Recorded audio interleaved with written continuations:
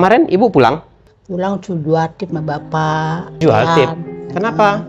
Kan dia mau ini mau itu saya turutin. Takutnya nggak turutin dia juga emosi mulu pak. Yang nolong saja tak sakit, kamu sakit, siapa mau ngurusin kamu? Nih Pak Andi, kenapa nih Bu Sanyonya selalu mengeluh ke saya, bapaknya selalu marah-marah, pikirannya juga capek, tenaga juga capek, kurang istirahat. Nah ditambah lagi nanti kalau Pak Andinya marah-marah terus sama dia, nah kasihan gitu loh Pak. Nanti malah dia yang sakit. Kenapa nih Pak Andi kok begitu? Karena saya kesel aja.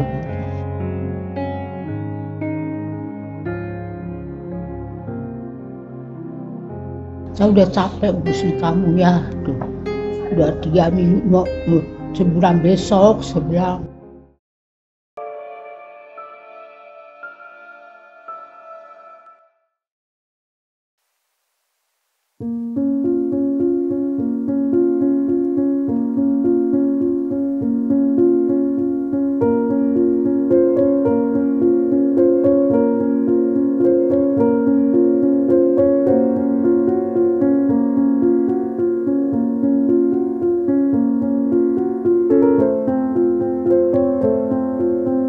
Kabarnya?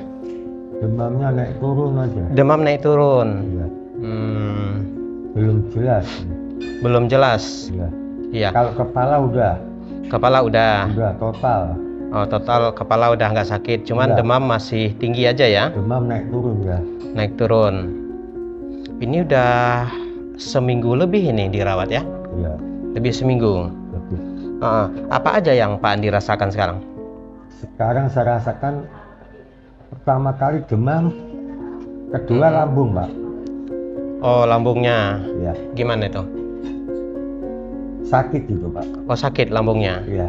Dari rumah sakit ada obat minumnya? Ada. Ada obat minum, suntikan juga ada ya? Ada komplit pak. Komplit. Tiap hari itu. Nah, dokter udah menjelaskan Pak? Udah menjelaskan tadi tuh. Apa gimana katanya? Bu, kalau saya cuci darah, mohon maaf gitu. Kalau selain cuci darah, ayo sanggup saya. Oh, cuci darah? Emang ada masalah ginjal? Ya nggak ada pak, takutnya saya gitu. Enggak, orangnya bilang cuci darah? Kagak, maksudnya cek darah. Oh, kok cuci darah? Cek darah? Iya. Oh ya, ini menyinggung ini nih, cek darah. Gimana? Kenapa nih Pak Andi nggak mau? Jadi kemarin rumah sakit menghubungi saya, ya. Pak Asril, ini tentang Pak Andi, menginfokan tentang Pak Andi, katanya. Kenapa? Kita mau ambil darah, tapi pasiennya menolak. Ya kita dari rumah sakit, ya harus memeriksa semuanya Iya, betul. untuk mengetahui penyakitnya. Ya, Karena ini udah beberapa hari dirawat, belum ketemu penyakitnya. Untuk itu, rumah sakit perlu memeriksa macam-macam nih darahnya, Pak. Nah, kalau Bapak nggak bersedia dicek, ya ketemu. dokter kesulitan nanti mencari penyakitnya apa. Nah, gimana, Pak? Ya saya siap pak. Tadi kan pagi ngobrol sama dokter. Pak Adi bagaimana? Besok darah saya ambil. Silakan bu. Oh, ini udah mau nih? Mau saya. Oh, udah mau. Ya udah, jadi ya nurut aja, Pak. Ya, nurut aja. Tapi kalau cuci darah angkat tangan pak. Bukan cuci darah mungkin Ya. maksudnya, ambil darah. Ambil darah ya. Ambil darah. Jadi mau dicek macam-macam nih penyakitnya tahu. untuk diketahui. Karena laporan kemarin ke saya, Pak Andi menolak, katanya gitu. Makanya saya datang ke sini mau menanyakan ke Pak Andi, apa benar Pak Andi menolak? Betul. Gitu kan? Betul Bapak Pak Andi tolak ya. Nah sekarang gimana? Ya positif. Bersedia nggak? Saya siap pak. Siap dicek darahnya? Siap. Oke, nah harusnya begitu Pak. Jadi biar cepat nih prosesnya. Jadi nggak menolak-menolak. Rumah sakitnya juga enak. Kalau udah diperiksa nggak ketemu, dicari lagi ya tuh yang lain. Karena kan menegakkan diagnosa, mencari satu penyakit itu nggak mudah. Ya. Ya, berbagai macam pemeriksaan harus dilakukan. Jika dengan yang pemeriksaan yang satu gagal, tidak ditemukan, harus mencari pemeriksaan yang lain. Betul. Gitu, ya. Ya. Nanti saya sampaikan ke perawatnya bahwa Bapak Andi sudah bersedia dicek darah. Ya. Ya. Nah, kalau boleh tahu nih, kemarin kenapa menolak?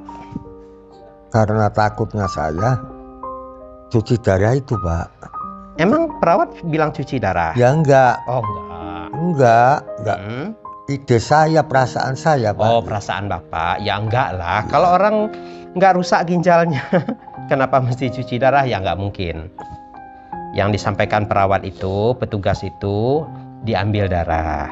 Ya, diperiksa Ambil semuanya. darah tiap hari, Pak. Mungkin tuh lain lagi.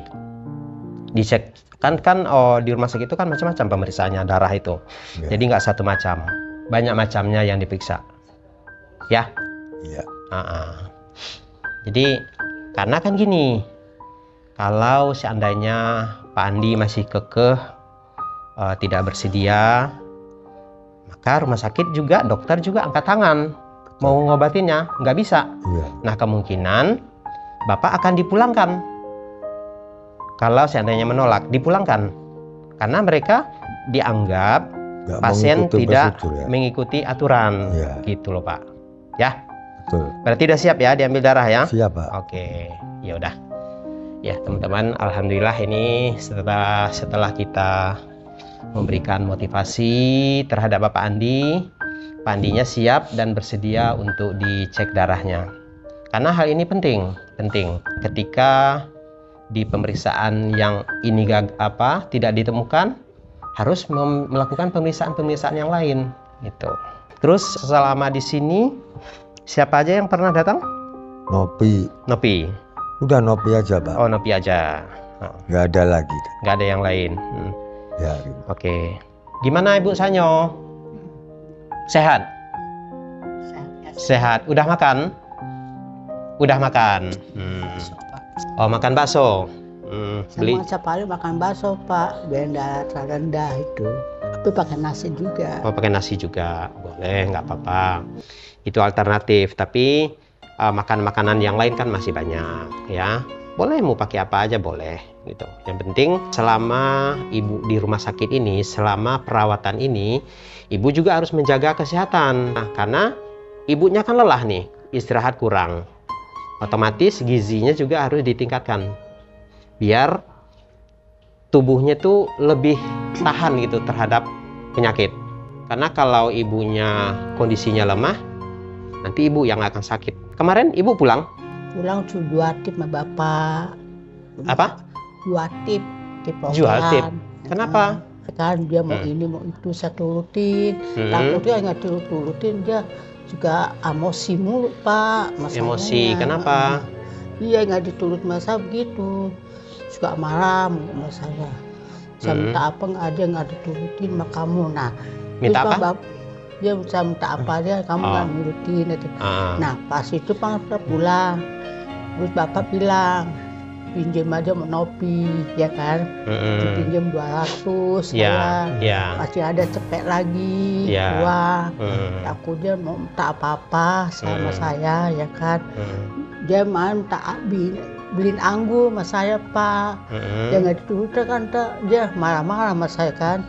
Saya turutin, saya beliin anggur di bawah sini, 40.000. Habis sama dia. Nah, Mam Nopi datang bawa juluk, buat air minum ini, pas saya minum. Iya. Saya bilang, ya nggak boleh sama Bapak, saya nyari. Bang dijamin setiap hari 200 sama Bapak. Saya bilang gitu ya kan. Dia diem aja, nggak ada apa-apa. Dia minta apa dia diturutin, Pak, nggak turutin. Marah-marah mulu sama saya. Marah-marahnya gimana? Iya, minta teh manis, minta pengen lontong, pengen apa tuh saya turutin kan. Pagi-pagi lontong. Saya jam 1 bangunin, ya mau kencing. Terus jam 3 bangun lagi. Saya bilang, ya jangan nolong saya dong ya, saya udah capek ngurusin kamu. Udah mau 3 minggu lah, saya bilang mau sebulan besok lah, saya bilang. Jangan nolong saja, saya sakit, kamu sakit, siapa mau ngurusin kamu, saya bilang. Saya bilang, satu ngurusin kamu ya. Saya bilang, dia diam aja nggak jawab, kenapa diam aja. Iya, ya kalau untuk masalah makanan gitu kan, ketika kita dirawat ini juga kita nggak bisa makan, ya nggak bisa makan semaunya juga. Iya. Nggak boleh, karena kan dari rumah sakit itu ada aturan-aturannya yang harus kita ikuti. Seperti makanan, mereka sudah menentukan nih makanannya yang boleh tuh ini. Gitu. Iya, Jadi, saya bilangin. kita nggak boleh. Apalagi kayak Pak Andi ini ada penyakit lambungnya juga, ada sakit mahnya gitu kan. Dikhawatirkan kalau mau makan makanan yang tanpa seizin dari dokternya, takut membahayakan juga. Gitu Pak. Nih Pak Andi, kenapa nih Bu Sanyonya selalu mengeluh ke saya, bapaknya selalu marah-marah. Ibu Sanyo ini dia sudah nggak muda lagi, ya, udah nggak muda lagi. Kondisi dia sudah tua, tubuh sudah lemah, ya, tubuh sudah lemah. Ditambah lagi ngurusin bapak udah berminggu-minggu nih, dan di rumah sakit ini udah lama sekali, dan dia kurang istirahat. Pikirannya juga capek, tenaga juga capek, kurang istirahat. Nah ditambah lagi nanti kalau Pak Andinya marah-marah terus sama dia, nah kasihan gitu loh Pak. Nanti malah dia yang sakit. Kenapa nih Pak Andi kok begitu? Karena saya kesel aja, Pak. Kesal sama siapa bapaknya? Ya kesel sendiri, penyakit ini saya. Jadi lampiasan istri, Pak. Aduh. Ya nggak bisa begitu. Itu tandanya bapak nggak bersabar, nggak tawakal. Ya, bapak sakit tapi yang kena imbasnya orang yang sudah membantu bapak, orang yang udah ngurusin bapak, udah ngurusin hidup bapak. Kalau nggak ada Bu Sanyo, nggak ada yang ngurus bapak, nggak ada. Jadi pesan saya, sayangi Bu Sanyo, dihibur dia, jangan diberikan kata-kata yang menyakitkan, jangan dibentak-bentak, kasihan. Dia udah tua. Kita yang muda dimaki-maki itu sedih, apalagi udah tua seperti Bu Sanyo. Dia udah tua, gak punya siapa-siapa, dibentak-bentak, pasti sedih. Ya, jadi Pak Andi harus bersabar. Sabar menghadapi penyakit. Anggap ini cobaan yang harus dilalui. Buat kamu, ya kan? Cobaan itu. Kamu kuat apa enggak? Saya bilang, aku kuatin, kamu sakit begini. Jangan ngeluh, saya bilang sakit mah jangan. Inilah itu jangan. Saya udah capek urusin kamu ya. Tuh, udah 3 minggu mau sebulan besok. Saya bilang kamu nggak ada robanya penyakitnya. Saya bilang tuh. Masa tinggal mah seharian mau umar ngopi nginep. Ditinggal ya? Iya. Nginap. Tapi tidur nggak bisa tidur Pak, sayanya pikirannya mulu, pikiran melayang aja, mana aja itu. Ya minimal tubuh ibu ya bisa istirahat lah gitu, meskipun nggak tidur. Nggak bisa tidur saya, sampai jam 2 memang di nopi. Mak tidur mak, ngapain nggak tidur, tambah sakit lagi, bapak sakit mah sakit lagi, siapa ngurusin. Nggak bisa, mana mak nggak bisa tidur. Saya bilang, saya bikin kopi kan, kopi ABC, gelas gede, gelas begini nih. Nggak bisa juga minum saya Pak, tidur nggak bisa tidur juga saya. Mana saya bilang nih. Terus ngopi, udah mak tidur mak, ngapain dia nggak mau tidur katanya. Minum siapa katanya. Saya namanya saya kesian sama ini ya kan. Saya kesian sama bapak Unop, nggak ada yang ngurusin dokter katanya. Tapi nggak tenang mak lu, saya bilang. Waktu Bu Sanyo nggak ada kemarin, Pak Andi gimana? Sendiri Pak. Sendiri, yang urus ada keperluan-keperluannya? Saya sendiri jalan. Sendiri kan? Iya. Nah gimana rasanya? Ya susah, mau jatuh juga. Susah kan? Nah, dengan adanya Bu Sanyo, Pak Andi kan sudah merasakan. Adanya Bu Sanyo, Pak Andi terbantu, sangat terbantu. Ya, nah oleh karena itu hargai, sayangi orang yang udah membantu Pak Andi. Ya, itu pesan saya. Mudah-mudahan Pak Andi ketemu nih penyakitnya, ya. setelah diperiksa darah ini mudah-mudahan ketemu penyakitnya. Harapan saya Pak Andi tetap bersabar, tawakal, ya, tahan emosinya, tahan emosi. Kesal boleh, tapi jangan sampai meluap-luap, memarahin, memaki orang-orang yang ada di sekeliling Pak Andi, yang notabene orang yang sudah berjasa Pak Andi. Dengan kesabaran Pak Andi diberikan kesembuhan, ya. Dan Bu Sanyonya juga semoga sehat terus. Ya, semoga sehat terus. Karena kalau ibu sakit, siapa yang akan bantu? Ya biasa masa ngomong aja udah tinggi sana naik lagi Pak. Takutnya terus saya mikir bengong, takutnya sakit sayanya Pak. Iya, betul itu. Karena kalau udah capek pikiran, capek hati, capek tenaga. Saya bilang sama dia, pokok cari calon bini saya nggak ada kamu. Saya bilang tuh nggak ada kamu. Saya bilang teman-teman kamu mana? Aduh jawab, anak-anak kolong nggak ada kan? Nengok deh, siapa deh nengok nggak ada nengok kamu. Saya bilang nggak ada nengok kamu. Saya bilang ya bukan lain saya, tahu dia. Saya sampai bilang gitu Pak sama dia Pak. Dia diem dia. Pak Andi, di sini gimana pelayanannya? Ya, lumayan juga. Bagus. Alhamdulillah ya. Jadi untuk makanan bagus. Ya. Perawatnya ramah. Dokternya ramah.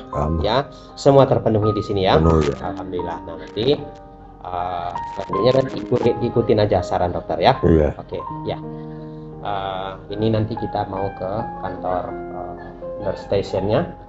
Kita akan mencari informasi tentang penyakit Bapak Andi.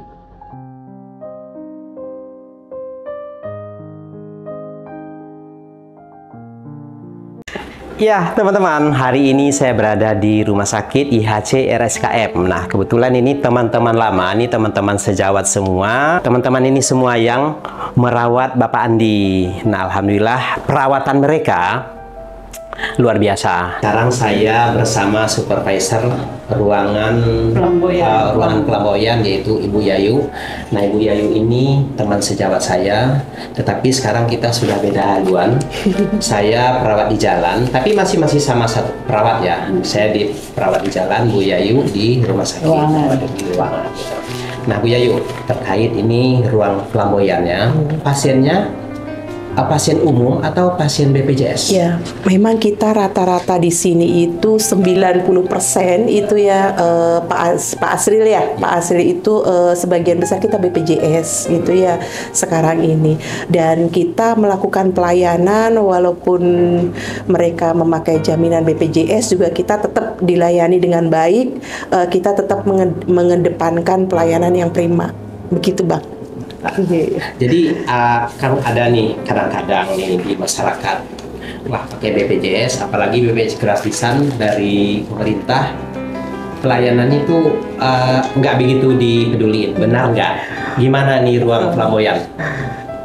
Ternyata tidak ya itu berita yang nggak itu kebenarannya ya, nggak kebenarannya karena memang itu asumsi masyarakat dan kenyataannya kita sudah ngerawat yang dari dinas sosial gitu ya, mudah juga memang mungkin butuh waktu untuk masuk untuk ke pelamboyan ini karena memang daftar tunggunya yang banyak ya, tapi alhamdulillah bisa masuk ke sini dan dirawat dengan kita dengan dokter-dokter juga yang sama, obat-obatannya juga sama tanpa membeda-bedakan status sosialnya. Sekedar teman-teman Detik Asa tahu, Rumah Sakit RSKM ini salah satu rumah sakit terbaik di Banten, khususnya Cilegon. Betul begitu? Betul. Dan perawat-perawatnya yang luar biasa. Keramahannya itu udah nggak diragukan lagi. Kata Medical, Jaya! Jaya! Oke, terima kasih. Sama-sama.